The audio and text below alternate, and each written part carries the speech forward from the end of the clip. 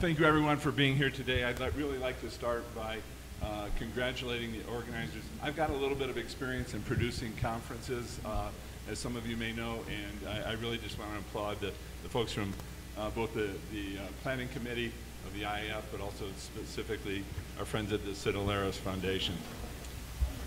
In the interest of time, actually, everyone is very nicely identified up here, but we'll quickly run down our speakers for today. We're pleased to have Michelle Brigta, the head of the Slovak Space Agency, Mary Prevost from the Canadian Space Agency, Georgia Sakosha, a fellow IAF vice president, but also the president of the Italian Space Agency, Guillermo Salvatierra of CNI, our friend Dr. Moura of the Brazilian Space Agency, and finally, Mr. Yildirman from the Turkish Space Agency. So in order to kind of organize this a bit, we've got, as you see, a very diverse mix of the types of space agencies that are participating. And we sort of elected, well, you know, there was some talk earlier today about how far some folks have had to travel to be here. So we're going to do it a little bit in reverse order and start with the agency that had probably the shortest distance to get to Ecuador. So I'm going to ask Dr. Moura to lead off today. We didn't use GPS to determine exactly how far, so forgive my geography if we mix it up along the way. But Dr. Moura, if you'd like to start with your opening statement, please. Thank you very much, Steve. Well, depending on the place from where you start in Brazil, maybe you want to be the next place. Well, anyway, Ecuador is our lovely neighbor, and it's a pleasure for us. We are really excited to be here and to take the benefit of that opportunity to discuss with you and to share some of our views. Concerning what is the role of the space agency, in our case, the agency is new. We are 28 years old, but activities in Brazil are pretty older. We start in the 60s. So if you allow me, I would like to tell you some things in our history that I believe may be meaningful for the new agencies of the newcomers. We started in the 60s with some rocket activities with NASA doing scientific investigation in the high atmosphere, and that is something that continues up to now. We have a nano satellite, a 6U satellite called Sport, that should be launched next semester. So it's a program that continues with the NASA, and I would say that in terms of science, we are doing well. In terms of sounding rockets also. And during those decades, we acquired some good capacities. We do Earth observation, we do science, climate weather, but we have a lot of other needs. And what we know in Brazil, that's the organization of the government and the civil society also was not the best one in order to really achieve the needs we have as a huge country. And now we have the opportunities that were discussed in the panel before. We have new opportunities to go to space and to do applications with a faster time, with lower cost. So the paradigm is changing. And the Brazilian Space Agency is in the middle of that, let's say, paradigm changing. And what we are trying to do, on the legacy side, we have some research institutes, some government institutes, and some companies that are accustomed to produce spacecrafts, let's say, in the old way, the companies being tier 2 or tier 3 of projects led by government. So how to make them understand that we should change some things, even though we had some successful projects like the Chinese, Brazilian Earth resource satellites and some others, like the other satellite we launched last year, Amazonia 1, a completely Brazilian satellite. But those are projects that last for 5, 6 years, costs hundreds of millions of dollars. So it's really hard to cope with those projects when we do not have sufficient budget to support them. And then I would say that we are trying to do a kind of re-education of those entrepreneurs in order to show them they should take a look at what is happening abroad and trying to engage in the value chain, because otherwise they would not survive, they would not be competitive. On the other side, the youngers, the startups, we're trying to engage them in the space culture, to support them with some activities they are not accustomed, with some infrastructure they do not have, and they should go to the older institutes, and trying to put them in contact with the investors. For example, today in São Paulo, we are starting an event that's called Space BR Show. We have there an exhibition of more than 85 companies, many of them coming from abroad. We have 3 space agents represented there: Mexico, Paraguay, Argentina, some others from Europe, Portugal, another one from United Emirates, including India, with a very big team. Thank you very much for Israel. So we are trying to connect our young entrepreneurs with that new environment.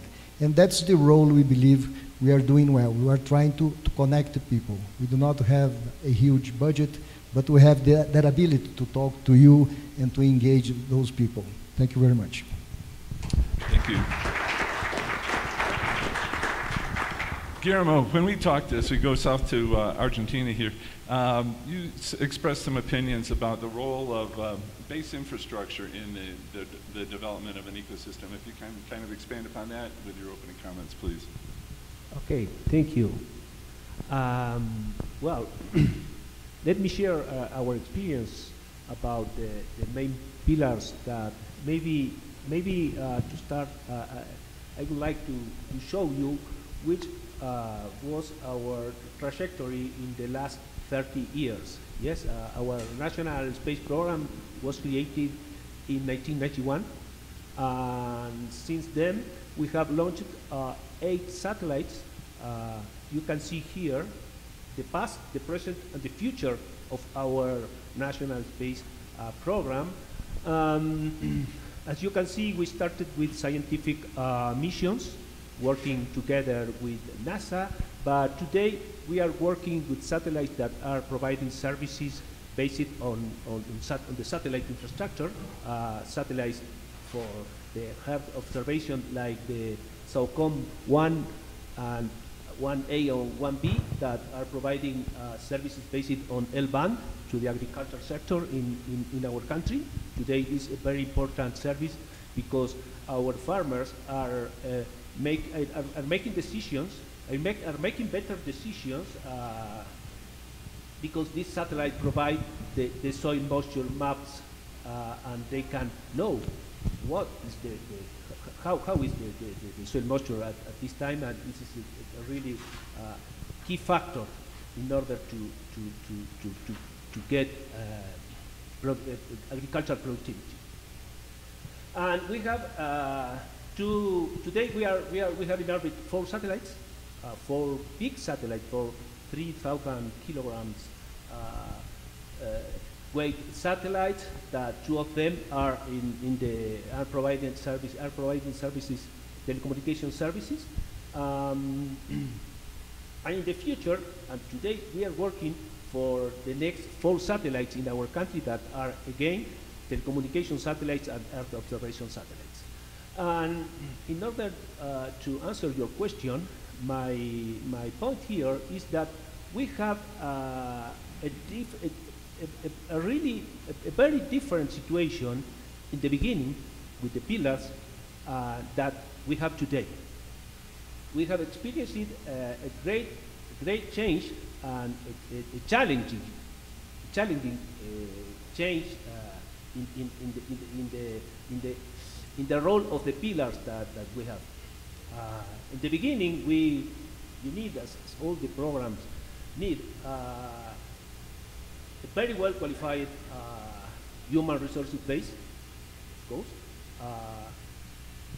an industrial base too, and research and development institutions.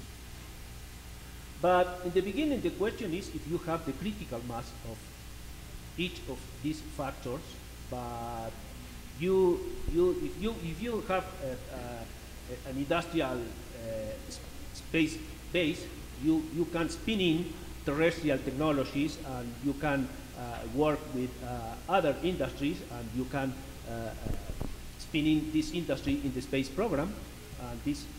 Today, all these satellites were manufactured, integrated, tested, and qualified by the same company, but the main contractor, by the main contractor, that was a company that in 1991 was in the nuclear sector, and today is a company that is working in order to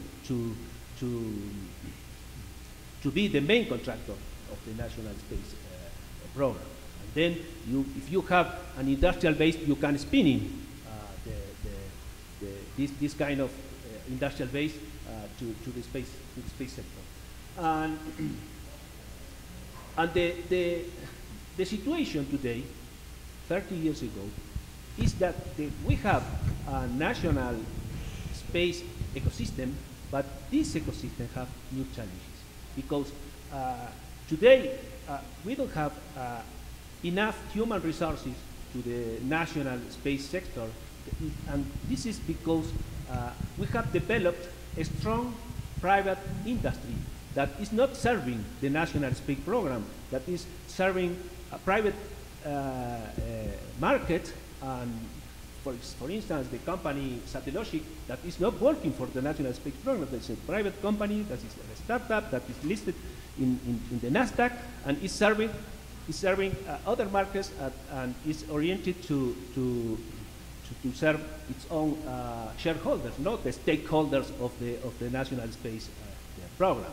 And then this company needs a lot of human resources. And today, in our country, we have a great constraint in the human resources side.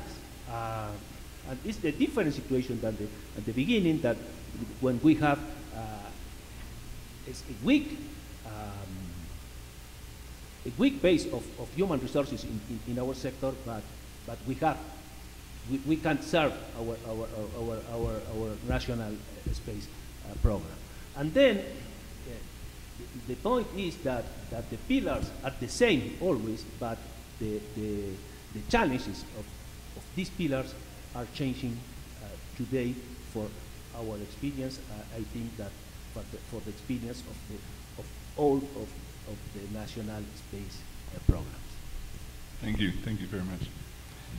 Mary, turning to Canada, we're here in Ecuador. We've talked a lot about developing and emerging nations, but you could also talk, and I think it would be illustrative, about some of the benefits of an integrated ecosystem to Canada, and then expanding beyond that.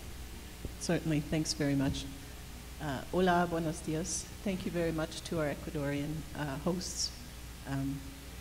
So we're in a similar position of having a long history in the space industry. A lot of people don't realize it, but our first satellite was launched in 1962. That made Canada the third country to have an asset in space. The role of the Canadian Space Agency in that has been extremely important in developing the space ecosystem.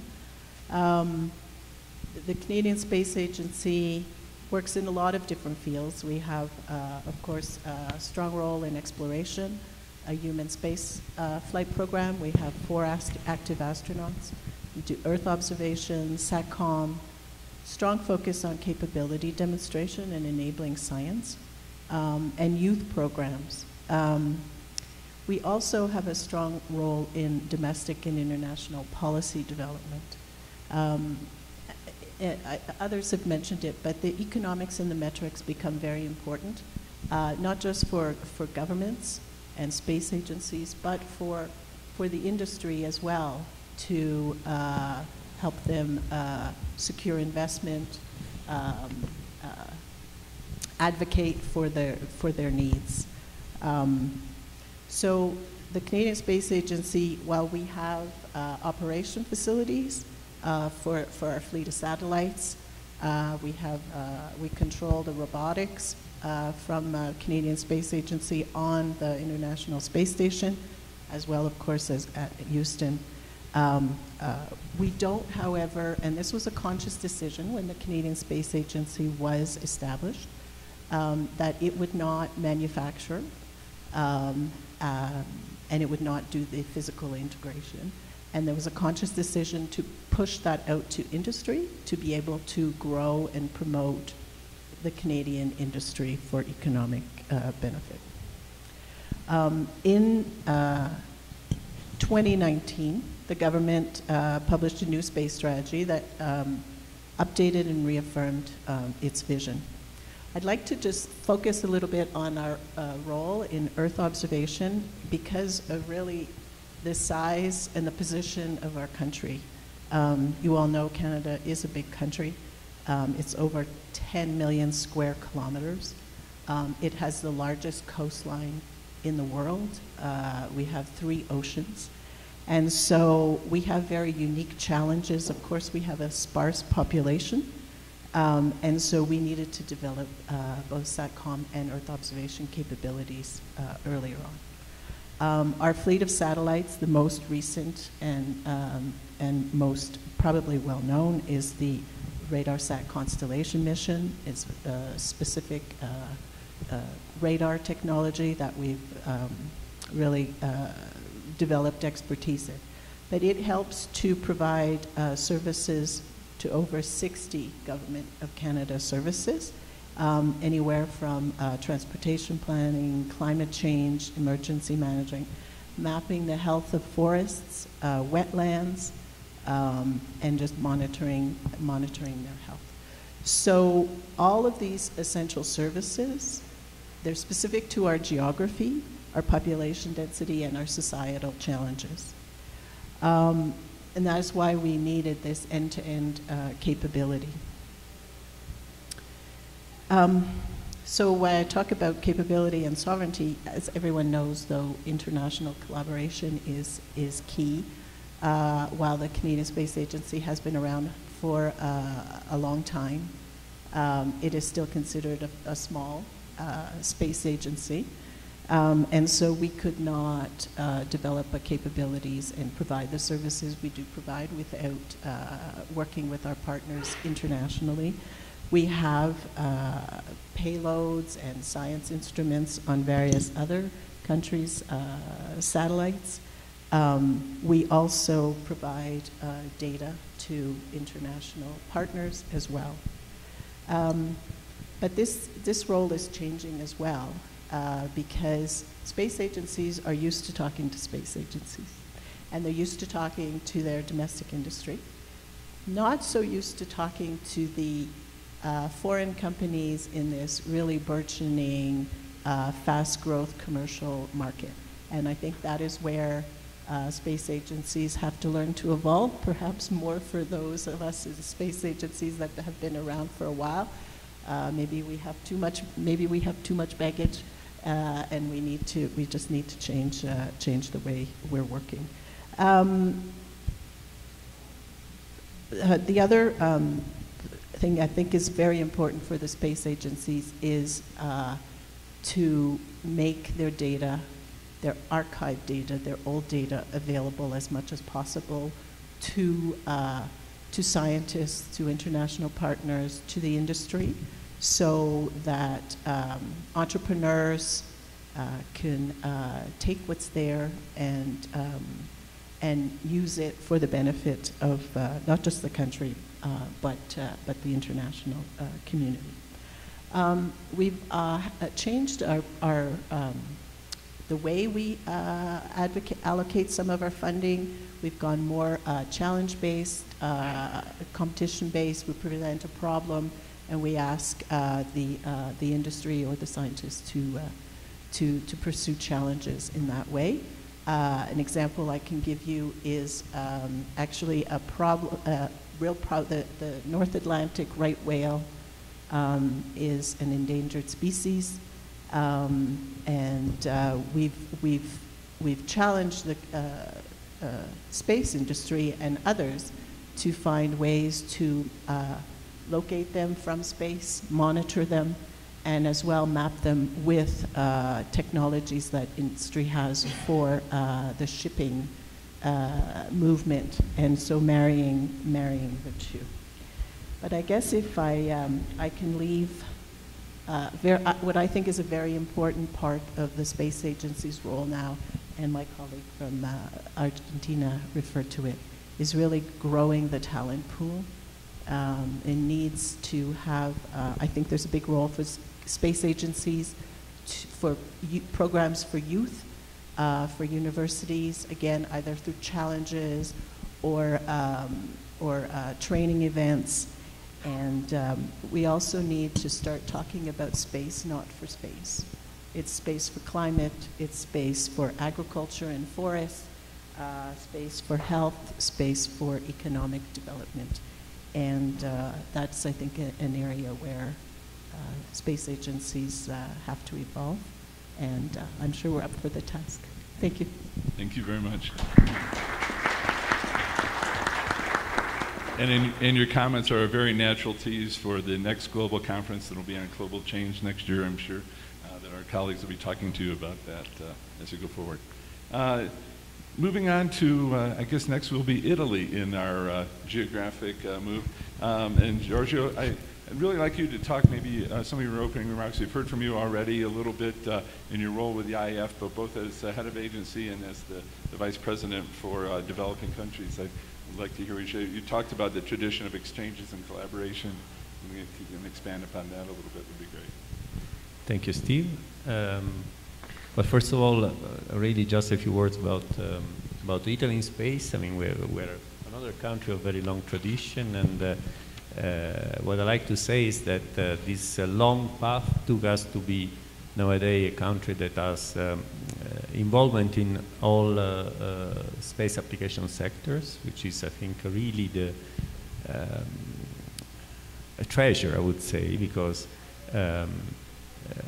brought us to the situation to use and identify space at governmental level, but also in the whole Italian landscape as an instrument for economic growth, and of course as a subject that is very useful to attract young people towards STEM education and so on. So is if I have a message to pass to countries who are approaching now the space sector, never underestimate the potential of space really to push economic growth and also education. In this respect, I think, I mean, a lot has been said by the previous panel and already the colleagues during these panels about opportunities for, I mean, to cooperate among more mature countries in the space sector and emerging countries. Maybe I can give some example actually of what we have done already in Italy in the past, what we are doing and what we would like to do in the future.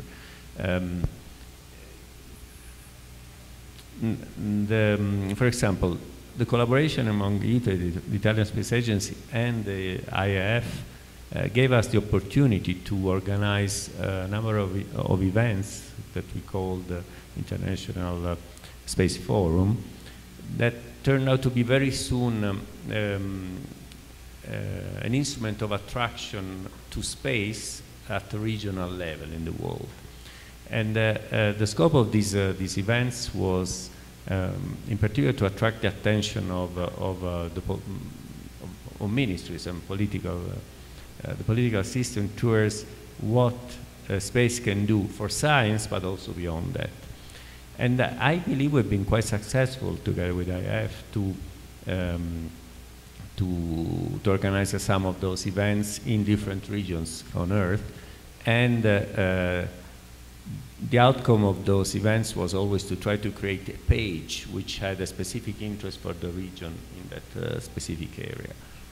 I think this is very, very important because something that we need to do as countries with more tradition in space is to explain to new countries how to convince maybe their political system about the importance of space. And of course, the best way to do this is to share our experience on that. For example, in Italy now, after many, many years of different governance, now space report directly to the Prime Minister, and then involves basically an interministerial committee with all the possible ministers that take advantage about space activities. This, I think, is a very important experience to be shared to countries that are approaching only recently the space sector. Another example I would like to give are initiative we had over the years to promote education in the space sector in other countries. We have a tradition, for example, to work with African countries because we have a site of the Italian Space Agency is in Africa, in Kenya, and through these, say, preferential corridors, we could organize specific education activities in the space sector for students in the African continent, and again, the synergy between an agency, an educational system like a university, in this specific case, University of Rome, and of course the hosting countries gave us the opportunity to promote education in the space field in Africa. So what I want to say is that there are, of course, we can do a lot at say big theoretical level, but it's very important we take specific cases and specific initiatives, in particular using, for example, instruments so well tested like IAF or other organization, where we, countries with long tradition and with, let's say, also resources that we have available, can do to promote development in younger, say, countries. One message I would like to give, and I close my intervention, to emerging countries is that don't underestimate the role of space diplomacy.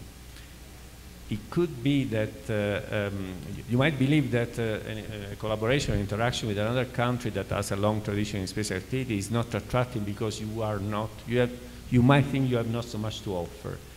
But talking about space facilitate the dialogue also on other subjects. And this is something that we, for example, in Italy, we have used a lot in the past, and we still use it to bridge more with countries where maybe the interest from our side is at the beginning on other fields. And then, of course, opportunities arise from that.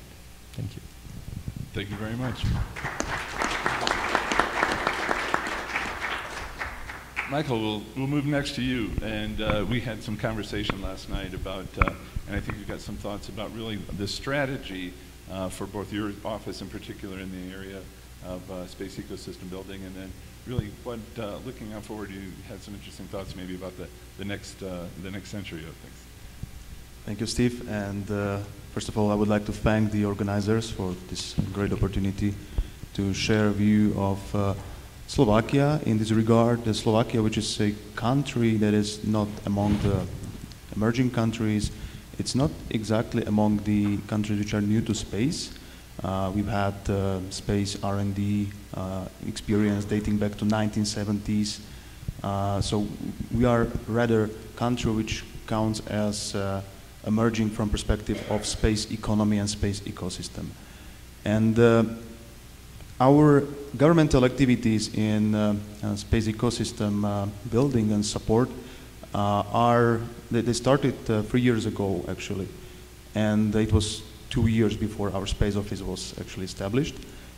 And they started as sort of a bottom-up approach, even though they were governmentally led, because the whole idea was to tackle the challenges that the ecosystem was facing. And there were two main challenges.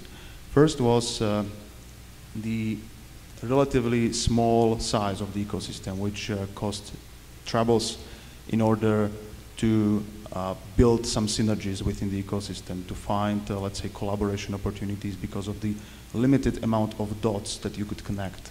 And the second main challenge was focused on the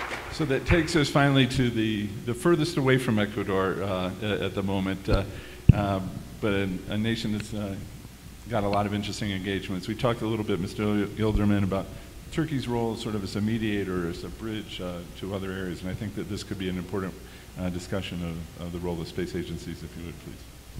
Yes, thank you, Steve. Hello to everyone. First of all, I also thank to IAF for their kind invitation to me as a speaker and to our hosts for this wonderful event.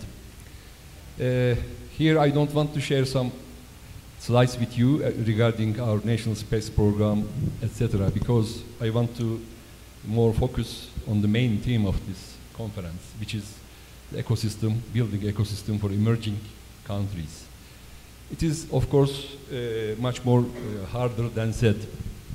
My distinguished friend Giorgio has said in his opening speech very politely that Italy is well-emerged country, but it is a polite definition. We can easily say it's a space-faring country. Yeah, but for Turkey and countries similar to Turkey, I would say, we have great challenges. In all such countries, space activities start with state institutions always. State is involved. They are funding the R&D and the big projects which are very risky and expensive and complex technically. So it is understandable. But as Turkish Space Agency, we have seen that very soon, without having an ecosystem, including the private sector and academia working together, it is very hard to improve. And it is very hard to move fast forward, which is a need in the new space age. So as we unveiled our national space program last year, we put as a major goal in Turkey that build an ecosystem, as I said, which is including the private sector, because we need their efficiency and their dynamism. But again, it is not so easy. When we look at the sector, we have a big problem of scale economy. And a private company who wants to invest in space sector in such an emerging country have, of course, big problems, because the scale economy is not sufficient enough to them to survive. Giving again an example from Turkey, how many satellites should we manufacture in a year and launch? This is very limited. So a private say a company which is manufacturing some components for these satellites cannot survive with this economy. So the solution is, of course, very obvious: international collaboration, which is now a great cliche. Everyone is talking about this, but again, it is harder than said. We have also many problems on that area. As Turkish Space Agency, we are trying hard to improve the international collaboration between space-faring nations, which I name the Super League of Space. They are very limited nations. And maybe most important, I want to underline, with all the emerging countries like ourselves. Because we must categorize the international collaboration. One is with the spacefaring nations. This is mostly one direction relationship. We are learning from them. And it is very valuable for us to make use of their expertise on this field. Of course, this is very, very valuable. But when we come together with other emerging economies and nations in the space sector, then we see that there are many opportunities, because we can make use of the capacities which are existing on their side or on our side. When we combine them, we can be more capable to do big projects. So it is really a big opportunity. And as I said, we give much importance to this relationship. And already I can proudly say that Turkish Space Agency is having very good relationships with many nations in Asia, in Europe, Americas, and Africa. We have an open door policy to everyone, and we give much importance to these relationships and collaboration. I would say that when we want to really contribute to the great endeavor of humanity, space endeavor, I would say, we must come together and join our forces to really do something about that. Thank you.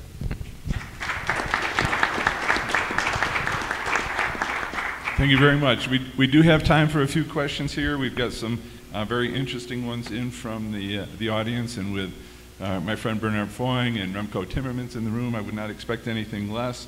Let's start with an easy one. Some of them are going to get a little more challenging. Mary, for you, does the Canadian Space Agency have cooperative agreements with Latin American countries? Yes, we do. Thank you.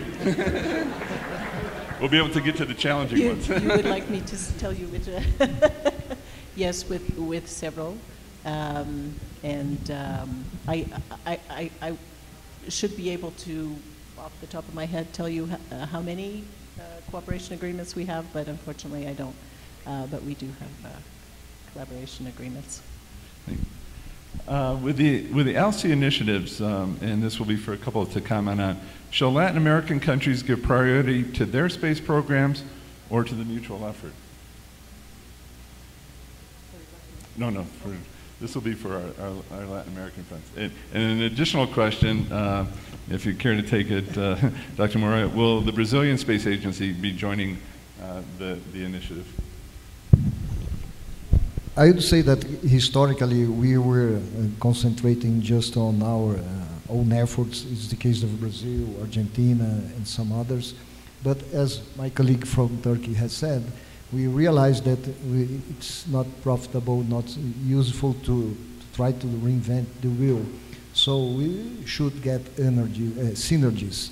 And some of the role, I believe, the older agencies like Brazil and Argentina could do is try to open more our countries and our capacities to our neighbors. One of the examples I have will reopen in Brazil the Practeal, which is the regional center for space technology under the scope of RIMUSA. This center has already functioned in Brazil. It was in Mexico. They finished their shift, and now we are restarting activities in this year. And we will just try, as an agency, we will just coordinate the capacities we have. We have a lot of universities, seven universities with aerospace courses, 3 postgraduate courses. So all of that infrastructure could be offered to our neighbors, including Africa and so on.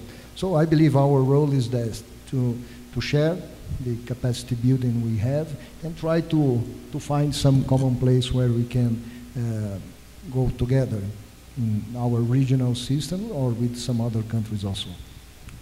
George, any comments on this? Another question for you. How does CANAI support workforce development initiatives in Argentina? How do you support the workforce development in Argentina? Okay, well, today we are working together, the industry, the CONAE, INVAP, and the main companies in the space ecosystem. We are working together in the new program for to provide to the students to make more attractive the career in the space sector for the engineering and physics students in our country, and to create 2 new postgraduate programs, one of them with the University of Buenos Aires, and we have 3 ones, one with the the CONAE with the University of Córdoba, another one the National University of La Plata and the University of San Martin, and with this effort we are trying to reinforce our human resources base. A fast question for our our friend from Turkey. Is Turkey planning to engage in human spaceflight? Yes, to send an astronaut to space is always a nice thing for us, for space awareness in the country, etc. But if you mention human space flight as our own, this is of course not realistic for a foreseeable time. I think at least 10, 15 years we don't consider such thing. But of course we want to send a Turkish citizen at least to space, which we lack nowadays, and we are working on it. I hope next year we will see a Turkish flag in space. Giorgio, a question for you about balancing space activities between ASI's national programs and your membership in ESA, and I think a number of nations have this in the ESA. Well, let's say in the Italian approach to space has always been to be one of the, well, we are a founding member of ESA, and still we are one of the major contributors, and we invest and believe a lot in what we can do as Europe united in space. At the same time, we have a long tradition of bilateral collaboration with countries within Europe and outside Europe, using our national budget. And we believe that there are areas where it's very important, as I mentioned before, to use space as an instrument for diplomacy, but also an instrument for specific growth on certain themes. So, for example, classical example is on exploration. We contributed to the International Space Station through ESA, but also directly with NASA, to the point that we have now contributed to the more than 50% of the habitable modules of the space station on the western part are done by Italy, and this is an instrument for continuous growth of our industry in the field. So is an equilibrium and a balance among different type of contribution is certainly key of success and growth in the space field. And a similar question for you, Michael. You're pursuing both. I think you talked earlier both national programs and programs through ESA was one of the questions.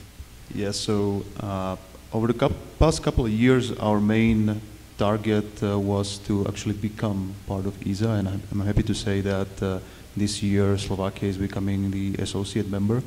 So most of our activities, and also from financial point of view, where we've pushed most of the money, was actually to develop the collaboration with ESA and to get ready our budget for the contribution that comes with the associate membership. So I would say that the vast majority so far was focused really on the ESA collaboration, but now as we move forward in this collaboration towards associate membership and we have the ecosystem more and more developed, we definitely expect also some national elements being created in the upcoming years. Mary, you expanded with your relationship with ESA also. I did, because it's probably not that well known, but Canada is the only non-European nation that is a member of ESA and has been for 40 years. And when we talk about international collaboration, for Canada, we view it as extremely beneficial because it provides more linkages, more markets for Canadian companies. So really, I want to give a shout out to ESA and their programs and how it really benefits many of us. Thank you. Thank you. Okay, we're going to close with a quick lightning round. It's going to be a 1-minute answer from each of the panelists. Addressing the question is, what is one thing about your agency that we don't know? I mean, we'll be able to highlight just one thing in 30 seconds to a minute. I'll start with my organization. We were actually formed in the middle of the Cold War to support Ronald Reagan's Star Wars mission. We're most known for our space symposium, but we have evolved since that period to have very robust education programs, space commerce programs, and so forth, and I'd be happy to talk to you about those at any time. So let's go from the end of the table back to Dr. Mora here to close. Well, just one thing. One thing. Well, I think that you can stay in the same place for many time, because today the space sector is undergoing great changes, and you need to move, and it's necessary the capability even if you succeed, to move, even if you succeed. Mary, one thing about the Canadian agency. Okay, I'm going to cheat and give you 2 within my time frame. So a Canadian astronaut will fly on Artemis 2, NASA's first return to lunar vicinity.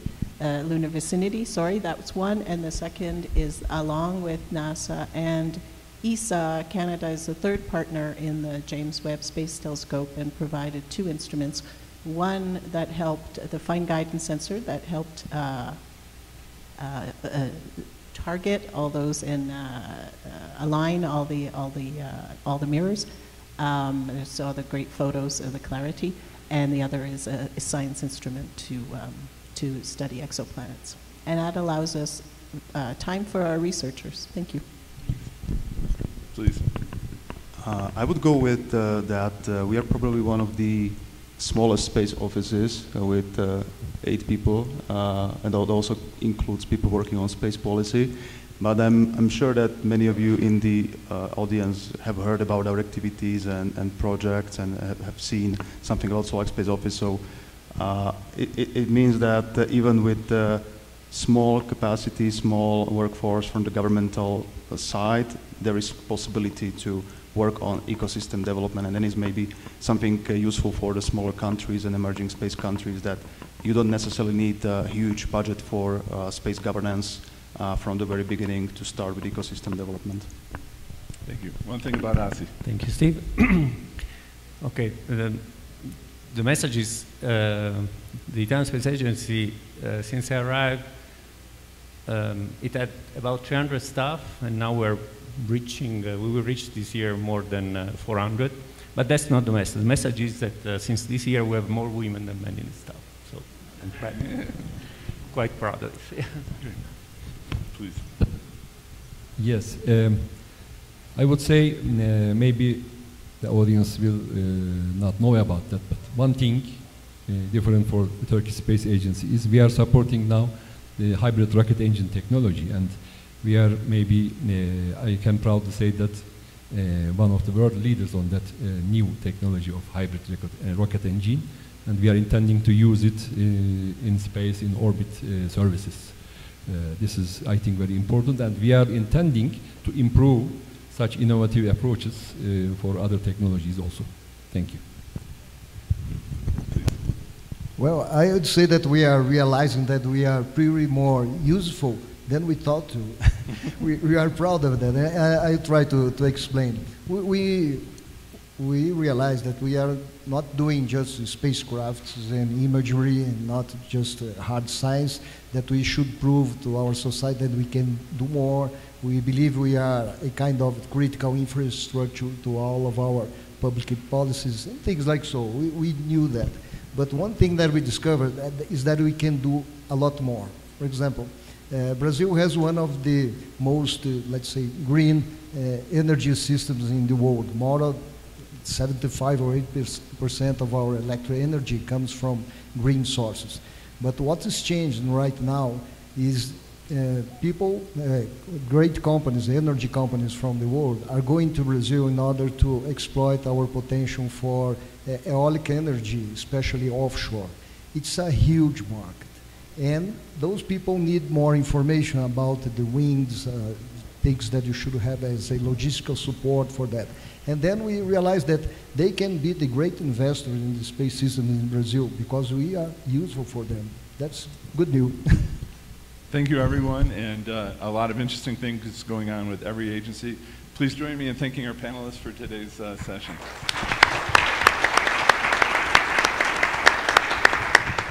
Thank you very much.